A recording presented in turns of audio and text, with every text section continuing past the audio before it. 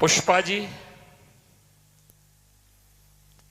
श्री हरिवंश महाराज जी, कोई विपरीत परिस्थिति आती है तो सहन नहीं कर पाती हूँ, डर लगता है, मानसिक तनाव बढ़ जाता है। कल यहाँ आई तो बहुत शांति मिली। कौन है?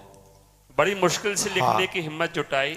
देखो, विपरीत परिस्थिति सही पूछो तो क्यों आती है उसमें देखना होगा। विपरीत परिस्थिति क्यों आती है?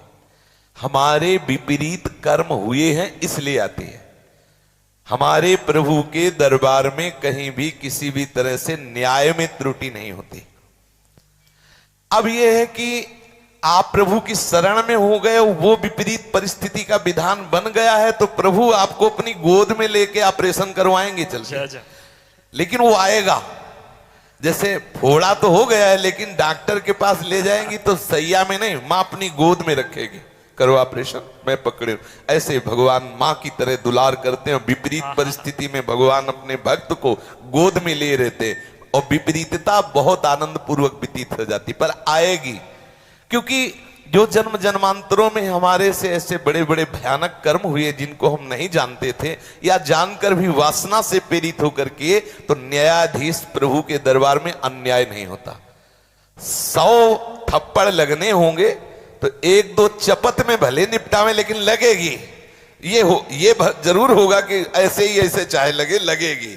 तो हमारे ही किसी कर्म का फल हमारे सामने विपरीत परिस्थिति प्रकट करता है। प्रभु इतने कृपालु हैं कि भयानक विपरीत परिस्थिति को थोड़े में निपाट देते हो। हम अज्ञानी होने के कारण ऐसा मानते कि देखो भगवान के मार्ग में आए, ये विपरीत परिस्थिति भगवान ने हटाया नहीं, और अगर हम उसका रहस्य जान ले तो रो पड़ेंगे कि कितने कृपालु हैं कि ये इतनी भयंकर आनी थी और इतने में निपटा दिया। तो हम कभी विपरीत परिस्थिति में घबराए नहीं, बल्कि प्रभु का सुमिरन करें। अगर सुमिरन नहीं हो रहा तो यही सबसे बड़ी विपत्ति है। का हनुमंत विपत्ति प्रभु सोई, जब तो सुमिरन भजन। यदि प्रभु का स्मरण हो रहा तो कोई विपत्ति हमें परास्त नहीं कर सकती, पक्का समझ लीजिए। प्रभु का सुमिरन नहीं हो रहा तो कोई संपत्ति तुम्हें सुख नहीं दे सकती, पक्का समझ लीजिए। आप हर समय जलते रहेंगे, निश्चित समझ लीजिए। इसलिए सावधान रहे, विपत्ति कोई नहीं विपत्ति है। जब भगवान का स्मरण हो रहा तो क्या विपत्ति है? कोई ऐसा सृष्टि में जीव नहीं है जो हमारी प्रभु की दृष्टि में ना हो। प्रभु के हम सब बच्चे हैं, चराचर सब प्रभु के बच्चे, और सबका वो देखो कितना निंदनीय कार्य करता हो, लेकिन प्रभु ऐसा नहीं कहते कि इसको वायु देना बंद करो, ये हमारे खिलाफ चलता है। प्रभु को गाली दे रहा, प्रभु की अवहेलना कर रहा है, लेकिन ऑक्सीजन वायु उसको भी मिल रही, पृथ्वी उसको भी धारण किए हुए, जल भोजन शरीर सब व्यवस्थित चल, बिल्कुल धर्म विरुद्ध है, लेकिन प्रभु के द्वारा पूरा वैसे प्यार मिल रहा है जैसे ठीक धर्मात्मा को मिलता है। परिणाम बाद में तुम भोगोगे, लेकिन प्रभु की तरफ से कोई कमी नहीं। प्रभु जो सृष्टि में सबको दे रहे हैं वही उसको भी दे रहे हैं जो पापात्मा है, लेकिन वो आचरण ऐसे कर रहा है कि जलेगा, परिणाम में वो कष्ट भोगे।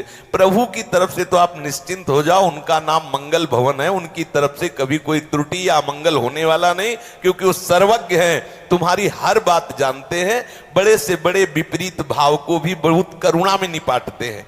जो हमें हजारों जन्म भोगना होता है वो इसी जन्म में बहुत कम करके भुगवा के अपनी गोद में ले लेते हैं, अपने धाम में बुला लेते हैं। इसलिए विपत्ति से तो डरे ना, डर लगे तो भगवत विस्मरण से डर लगे कि कहीं प्रभु को भूल न जाऊं, क्योंकि सबसे बड़ी विपत्ति प्रभु को भूल जाना है।